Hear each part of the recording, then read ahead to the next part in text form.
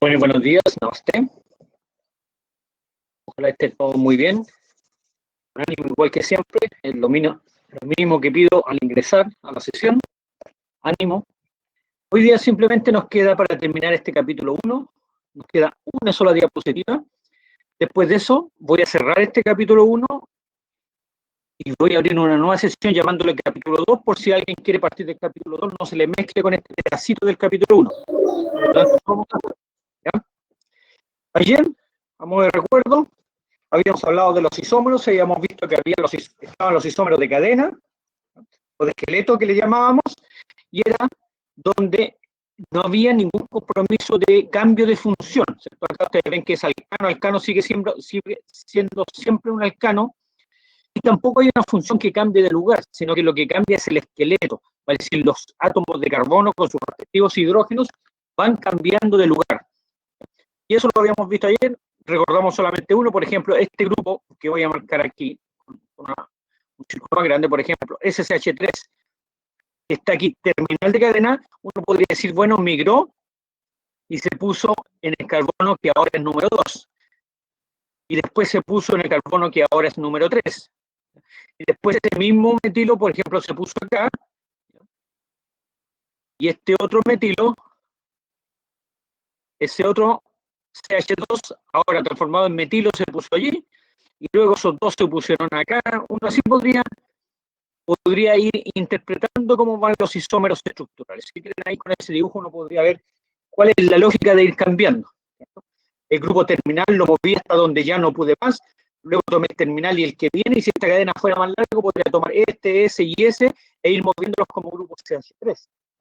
O todas las alternativas que me permita.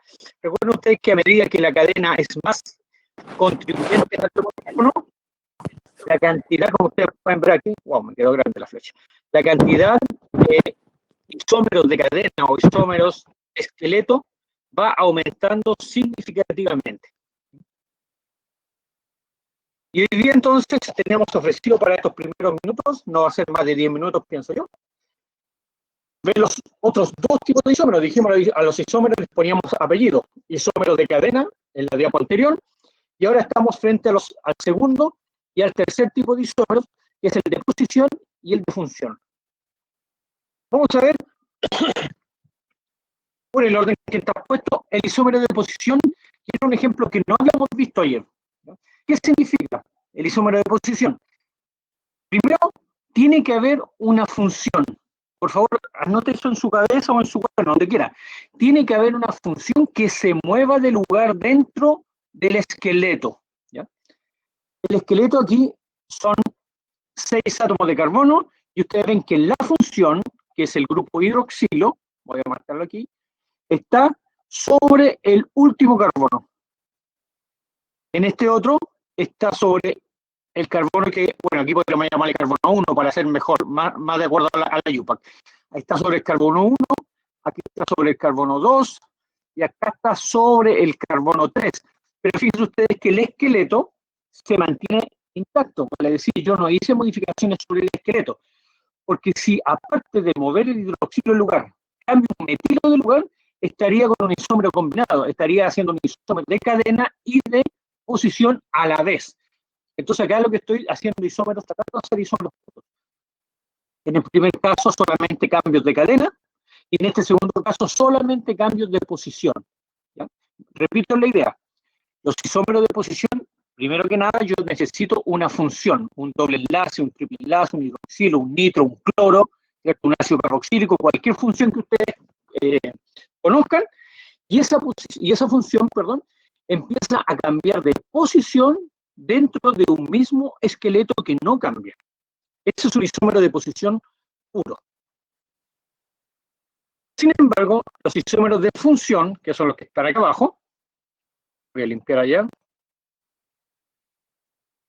los isómeros de función, ya los habíamos visto el día de ayer, ahora los vamos a insistir un poquito más, son aquellos donde primero yo identifico una función, y en el isómero asociado, que tiene la misma cantidad de átomos de carbono, hidrógeno y oxígeno, como en este caso, si ustedes hacen la fórmula molecular aquí y la fórmula molecular acá, se van a dar cuenta que es la misma, ¿cierto? pero resulta que el primero es un alcohol y el segundo es un éter. En el segundo caso, tengo una acetona y acá tengo un aldehído. Ambos tienen la misma cantidad de átomos de carbono, de hidrógeno y de oxígeno. En el tercer caso, fíjense ustedes, tengo un ácido carboxílico y acá tengo una acetona con un grupo hidroxilo. Yo podría decir acá, dentro de la función prioritaria, diría que tengo una acetona. ¿Cierto? Una acetona con un grupo hidroxilo como sustituyente. Si ustedes cuentan los átomos de aquí, en su naturaleza y en su cantidad, se van a dar cuenta que acá son la misma. Vale decir, las fórmulas moleculares son exactamente las mismas, por lo tanto son isómeros. Recordad que primero tienen que ser isómeros y después me preocupo del apellido. En este otro caso, fíjense, tengo un éster y este éster lo puedo también transformar, por ejemplo, en una acetona con un grupo éter. También podría transformarlo en un aldehído con un grupo éter, vale decir, las posibilidades son bastante altas. Lo importante de estos isómeros de función, lo repito, es que habiendo reconocido una función, yo puedo hacer otro compuesto con la misma cantidad de átomos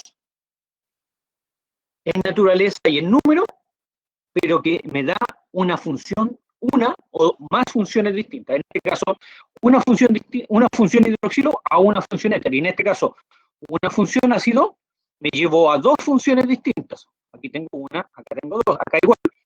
Una función éster la subdividí en dos, una y dos. Pero también podría ser de una acetona a un aldehído, una por una, un alcohol a un éter, uno por uno. Depende para lo que se me preste a mí la molécula en cuestión. ¿Ya? Y esos serían los isómeros estructurales, vale decir, el de cadena, el de posición y el de función. ¿Cómo se ve esto en la prueba? Generalmente, si es que llega a aparecer en la prueba, uno le da una estructura, le puede dar una fórmula, o bien le da una molécula desarrollada, una fórmula molecular, o una fórmula estructural, y le pide escribir isómeros de este tipo o de este otro, isómeros de cadena, de función, de posición, ¿ya? O bien, pueden aparecer muchas moléculas escritas, desarrolladas, fórmulas estructurales, y puede ir las relaciones, establezca las relaciones. Por ejemplo, yo podría hacer una prueba, o inventar aquí un ejercicio de prueba entre nosotros. Voy a escribir SS, S, S y S. Supongamos que ese sea un ejercicio que tiene 5. ¿Qué tal? Buenos días. Vamos a inventar un ejercicio que tiene 1, 2, 3, 4, 5 moléculas.